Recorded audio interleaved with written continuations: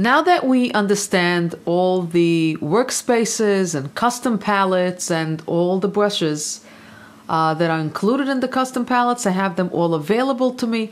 Now we can proceed to paint. We're all set up. So in this project, I would like to further with the painting.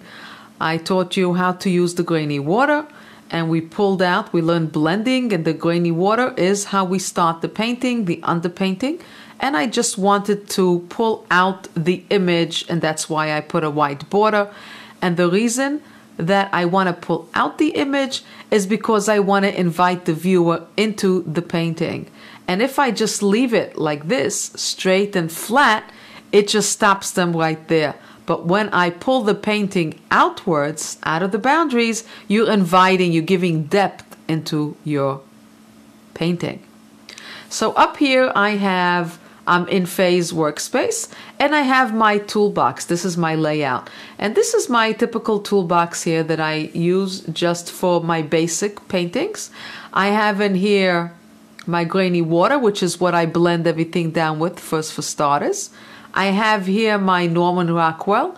Norman Rockwell has its own category now, and it's only one brush. But in order to identify it and not mix it up with anything else, it's the same Norman Rockwell that you always used in previous versions. I just have an icon that's easy to access.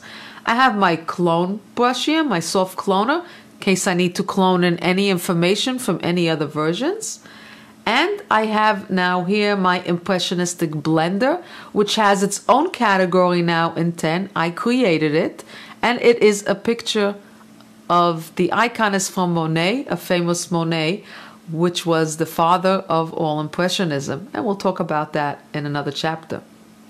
So for this particular project, I don't need more than my toolbox. I have my grainy water and I have my Norman Rockwell. For those of you that have used to learning with me and have seen other seminars from me, they are used to the palettes, my custom palettes I created for you. The 9.5 custom palette, and that's exactly what we set up in class. We have the hairbrush blenders, which are exactly the way they were before. Everything is the same layout that you had. The only difference is you have different brushes. The specific brushes that were there before have different icons representing them, so it's easier to catch on. This is the Impressionistic Blender, and now it's easier to recognize. And this is Norman Rockwell, and instead of having an airbrush, this is what recognizes it, as well as Sargent. And we have a whole bunch of new John Singer Sargent brushes. I can't wait to show them to you. So here you have 9.5. I can continue leaving this palette on, or I can go back to my toolbox, but I'm going to stay here right now. In here I have my grainy water. I added everything, I blended everything. Let me go now to my Norman Rockwell, which is right here, I happen to know. And in my Norman Rockwell, I am going to add in details. I want to add highlights and shadows and details to make this wedding gown pop. So let me start first by adding in more highlights. I'm going to Option or Alt click in the white areas to make sure I get the color that's there. I'm going to lower the opacity, so that I don't have to put down too much color in one time. I could always add color. And I'm going to come in a little closer. Just like that. Important is what size the brush is. I'm going to make it just a little larger. And let me start adding in some white so that it starts popping. I very gently put a pure white. Pick up the opacity just a little bit. And I'm going to start to add in white. Now, I didn't like the way that came out. I'm going to go and undo twice. Maybe more than twice. And let's try that again. Let me come back. I know why it's not working. because I played around with Norman Rockwell before. I played around with the saturation.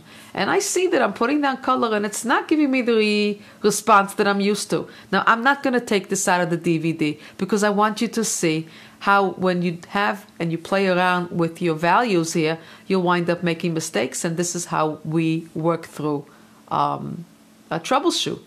So I'm working with a brush and I see it's not giving me what I'm asking for. So automatically I'm going to click on this icon right here.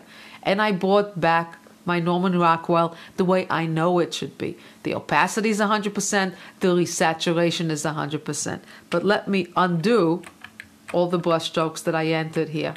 Now I am going to go, and let's start again. Let me make my brush a little larger, take down the opacity just a little bit. Brush needs to still be larger. And let's start bringing in white. That's better. And bring it in where you see the white. I want to bring it in on the edge here.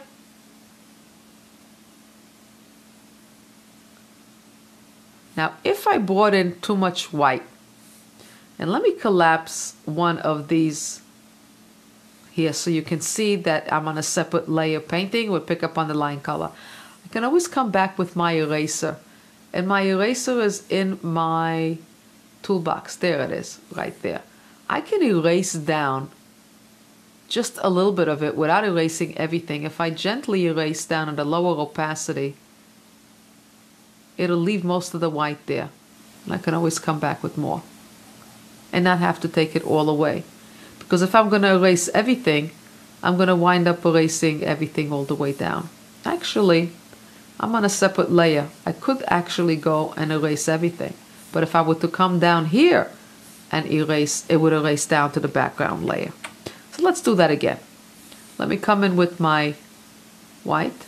As you see, I'm struggling a little bit as I'm demonstrating to you. And that's okay. That's showing you I'm not struggling on purpose, I promise. It just shows you that painting doesn't happen in 2 seconds. You have to add and you have to take off and you have to erase and you have to make it work. And especially when you start adding the colors, you have to place them in the right location and then you're going to come back and blend it in again. And it's coming down a little too strong, so I'm going to lower the opacity even more. I can always come back with my grainy water and blend in what I just added in. Let's say it's a little too heavy. I come back in here, I just blend it in gently and pull it out like that. Same thing over here. That's it. I want to come back to my Norman Rockwell and let me continue to add in my whites and my shadows. I will add in a minute as well. Let me add in a little whites in here. The minute you put down your lights, you put down your darks around it, they start popping. Come in just in here. Could be that my brush is too large. Come in here on the edges. And let me come in here with the brush a little bit smaller. And let me zoom in just a little bit so that I can start to bring in my color in here as well. And then I'm going to come back and blend.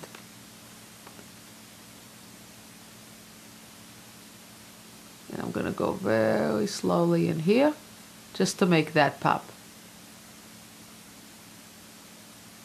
And I'm going to stop at this point and I'm going to start to add my shadows now.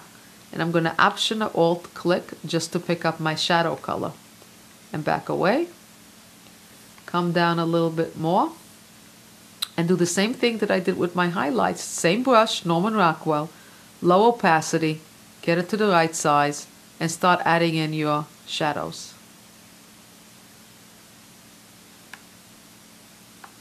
Same thing. And then put them all in the right place. I'm going to stop now and I'm going to come back a few steps from now again.